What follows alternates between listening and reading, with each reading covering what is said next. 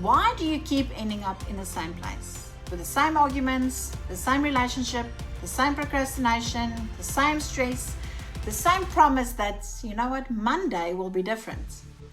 You tell yourself that you'll react differently next time, or you'll be more patient, or more disciplined, or more confident. But then something happens, and before you've even really thought about it, you are reacting the same way again. So what if the pattern didn't actually start with your behavior? What if something happened before you were even consciously aware of it?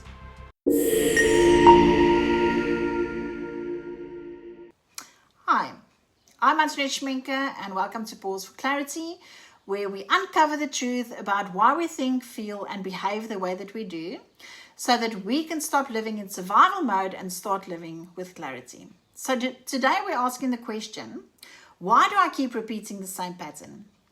And I think that once you understand this, you might just stop blaming yourself. So have you ever noticed how you say, next time I'm going to stay calm? And then somebody says one sentence and suddenly you're defensive. Or you promise yourself, tomorrow I'll finally start. But then tomorrow comes and somehow you avoid it again.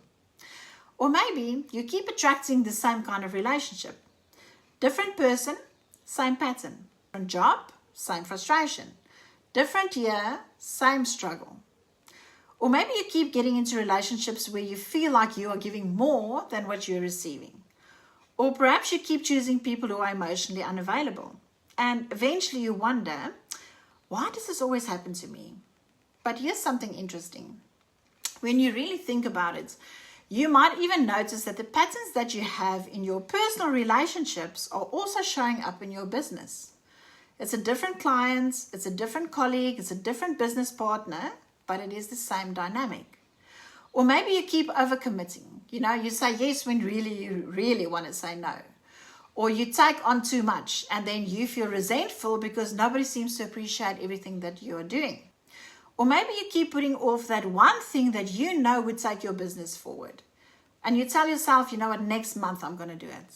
But then next month becomes next year.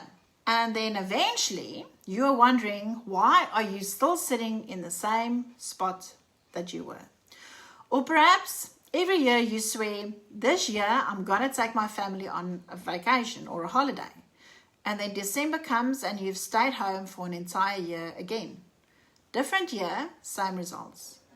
Or maybe it's time that I need to focus on myself. And you keep saying, you are going to exercise, you are going to rest, you are going to make time for yourself. But somehow, everyone else's needs keep coming first. And then one day, you look at your life and you think, why do I keep doing this?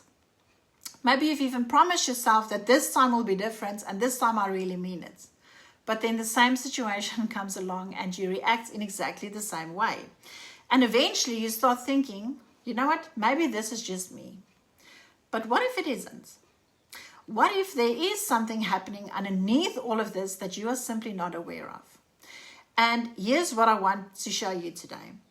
Most of us try to change our lives by changing what we can see. In other words, our behavior or our thoughts, our emotions, our choices. And then we say, I just need to stop procrastinating. Or I just need to stop people pleasing. I need to control my temper. Or I need to think more positively. I just need more discipline. And it's not wrong, but it is not the entire story. Because what if the behavior that you are trying so desperately to change didn't actually start with a behavior? What if something happened first? Let's pause for clarity. Think about how quickly you react to certain things. Somebody gives you a look. Someone uses a particular tone of voice, or somebody doesn't reply to your message, or your boss calls you into the office.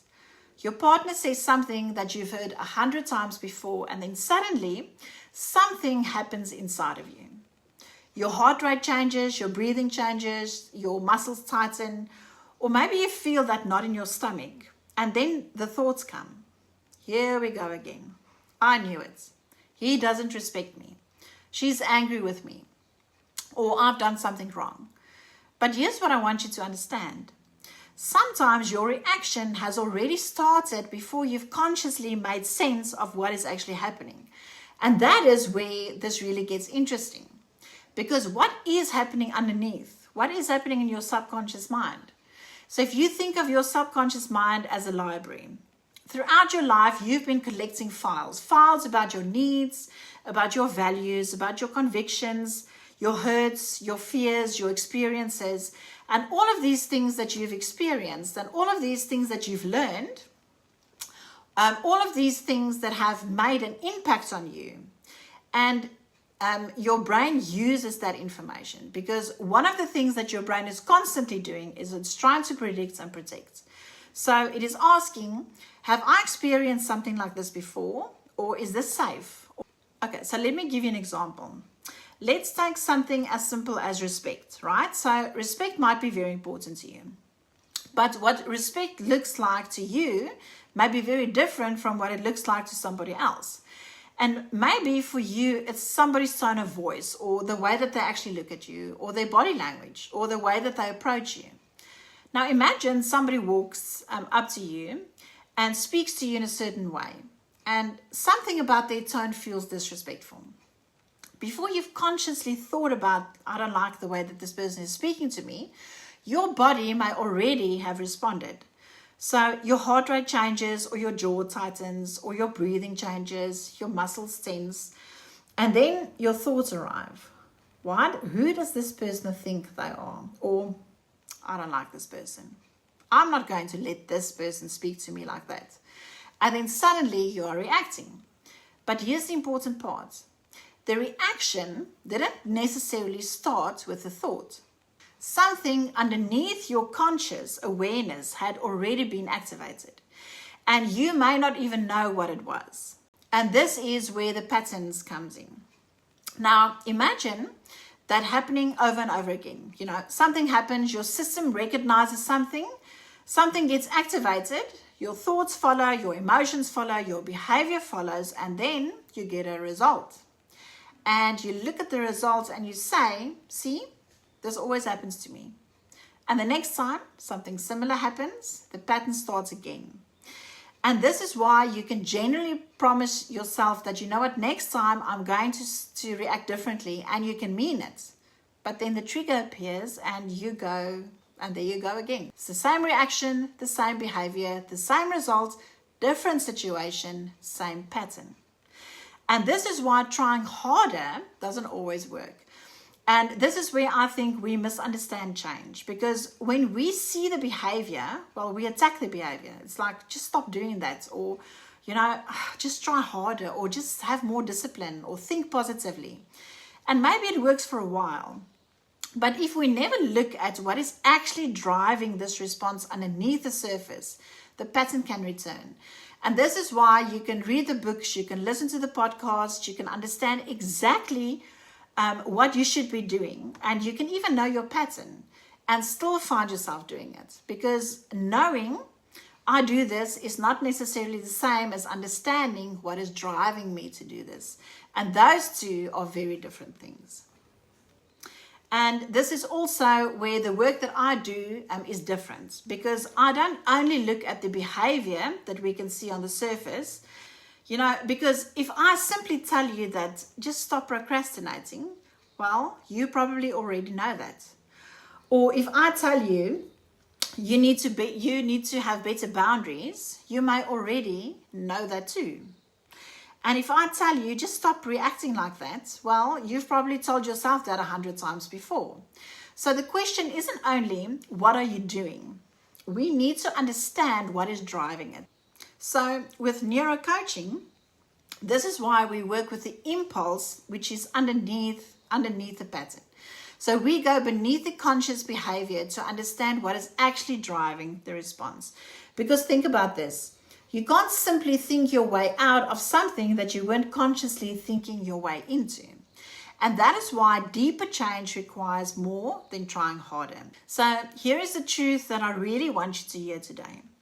Your patterns are not your identity. Just because you've reacted in a certain way for 20 years does not mean that that is just who I am. Just because you've repeatedly chosen the same kind of relationship does not mean that is all you are capable of. or just because you've procrastinated or people pleased or overcommitted or shut down or react defensively does not mean that is who you are. There might simply be something underneath that pattern that you haven't even seen yet. And this is why awareness matters so much, because you can't change what you can't see. And for me, this goes even deeper, because I don't believe that we were created to spend our lives trapped in patterns. We were created in the image of God with the capacity to grow, to discover, to become more aware, to become freer. And maybe growth isn't always about becoming somebody new. Maybe sometimes it's about discovering what has been standing between you and who you were created to be.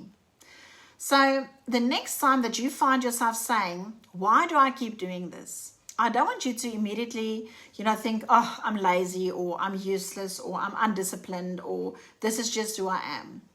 Because maybe it's not. Maybe there is something happening underneath the surface that you've simply never been aware of.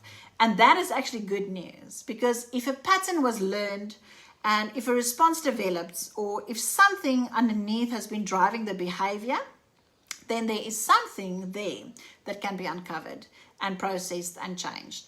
So I always say, where there's a trigger, there's an opportunity. So maybe lasting change isn't about trying harder.